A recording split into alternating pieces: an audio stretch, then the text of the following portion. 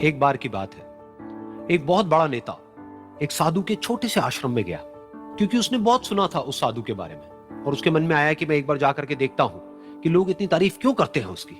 तो जब वो उस आश्रम में गया तो वहां पर एक छोटा सा कमरा था जहां पर एक कालीन बिछा हुआ था। वहां पर कुछ लोग बैठे हुए थे नीचे और साधु जी सामने बैठे हुए थे। कुछ सवाल जवाब चल रहा था। तो जैसे ही वो अंदर गया, वो अकेला नहीं था, उसके साथ में 4 बॉडीगार्ड्स भी थे और उसको ये आदत थी कि जहां पर भी वो जाता था लोग अपनी जगह से खड़े हो जाते थे, उसकी तरफ देखते थे, हाथ जोड़ते थे, अपना सर झुकाते थे।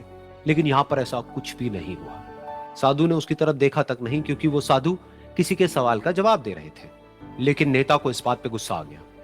नेता को लगा कि ये मेरी बेइज्जती है।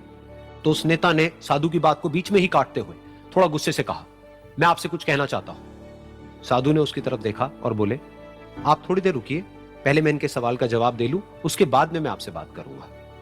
तब तक अगर आप चाहें तो आप बैठ सकते हैं। बस साधु का इतना कहने की देर थी। नेता का चेहरा गुस्से से लाल हो गया और फिर उसने अपना सारा गुस्सा उस साधु के ऊपर निकाल दिया। अभी तक वो नेता बहुत ही तमीज से बात कर रहा था, यानी कि आप कह करके बात कर रहा था। अब वो तू तड़ाक पे उतर आया। नेता ने उस साधु को कहा, तुझे पता भी है मैं कौन हूं और तू किससे बात कर रहा है? साधु ने उसकी तरफ देखा और कहा, मुझे इससे कोई फर्क नहीं पड़ता कि आप कौन हैं, लेकिन आप जो कोई भी हैं, अगर आप चाहते हैं कि मैं आपके सवाल का जवाब दूं या आपसे बात करूं तो आपको कुछ देर रुकना होगा। और साधु के ये कहते ही नेता गुस्से से पागल हो गया और वहीं सबके सामने चीखने चिल्लाने लग गया, अब मैं तुझे तेरी असली औकात दिखाऊंगा। तूने मुझसे पंगा लेकर के ठीक नहीं किया है। तुझे पता भी है मैं तेरे बारे में क्या सोचता हूं। साधु ने फिर से उसकी तरफ देखा और बड़े ही प्रेम से कहा कि मुझे इससे कोई फर्क नहीं पड़ता है कि आप मेरे बारे में क्या सोचते हैं। आप जो चाहे वो मेरे बारे में सोच सकते हैं। फिर उस नेता ने बोला कि तू चाहे सुनना चाहता है या नहीं, लेकिन मैं तुझे बताऊंगा यही सबके सामने कि मैं तेरे बारे में क्या सोचता हूं। तू एक बहुत ही घटिया इंसान है। तू कोई साधु नहीं है, तू एक ढोंगी है, पाखंडी है। और यहां पर जितने भी लोग बैठे हैं उन सबको बेवकूफ बना रहा है। तेरा बस एक ही मकसद है कि इन लोगों की जेब में जितना भी पैसा है वो सब तेरे पास में आ जाए। तू अपने फायदे के लिए इन लोगों का इस्तेमाल कर रहा है और अब मैं तुझे नहीं छोड़ने वाला। तेरा पर्दाफाश करके रहूंगा पूरी दुनिया के सामने। लेकिन उसके इतना बोलने के बाद भी उस साधु के चेहरे पर हल्की सी मुस्कान बनी ही रही। ये देखकर वो और तिल मिला गया और उसने कहा, अब बहुत हुआ, अब मैं यहां 1 मिनट भी नहीं रुकने वाला। लेकिन अभी भी तेरे पास में मौका है। अगर मुझसे माफी मांगनी है या मुझसे कुछ कहना है तो कह सकता है।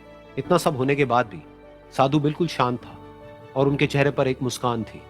उन्होंने अपनी आंखें बंद कर ली। फिर साधु ने अपनी आंखें खोली, हाथ जोड़े और कहा कि मुझे आपसे कोई गिला शिकवा नहीं है। मेरे मन में आपके लिए कोई भी गलत ख्याल नहीं है।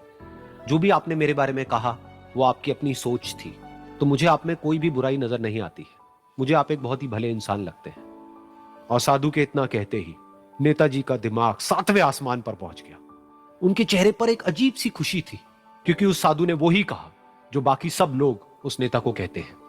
और वो खुशी खुशी उस आश्रम से अपने घर की तरफ चला गया और जा करके अपने पिताजी के साथ में बैठ गया। उसके पिताजी की आंखें बंद थी और वो ध्यान में थे। पूरी जिंदगी उन्होंने सिर्फ लोगों की सेवा करी और बदले में कुछ भी एक्सपेक्ट नहीं किया।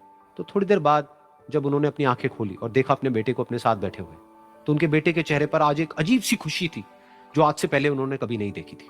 फिर उसने एक एक करके सब कुछ बताया कि आज क्या हुआ, किस तरह से वो आश्रम गया, वहां पर क्या हुआ, उसने क्या कहा, उन्होंने क्या कहा। तो जब इसके पिताजी ने पूरी बात सुनी तो थोड़ा सा मुस्कुराए और अपने बेटे को देख करके बोले कि उन्होंने तुम्हारी तारीफ नहीं करी है, क्योंकि उन्होंने वो नहीं कहा कि जो तुम हो, उन्होंने वो कहा कि जो वो खुद है। और तुमने जो भी कुछ उनको कहा वो नहीं कहा कि जो वो है, बल्कि तुमने वो कहा जो तुम खुद हो। यही बात वेदों में भी कही गई है, यथा दृष्टि तथा सृष्टि। ये दुनिया तुम्हें वैसी नहीं दिखती है जैसी कि ये दुनिया है।